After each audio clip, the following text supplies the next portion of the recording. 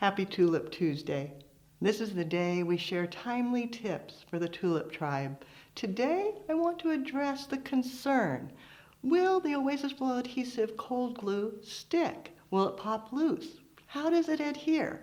It will be super strong, and yes, it will hold if you use it correctly. Key is glue to glue. It always holds better then. So a little bit of glue on your item, just like so. Let it begin to dry and set. Wait till it gets bubbly. Then a little bit of glue on the floral material, whatever you plan to glue. And again, let it sit. Let it get tacky. Then the technique is to put glue to glue to make sure you get a solid connection, and then it will not come loose. Promise. So again, glue, glue, let it dry.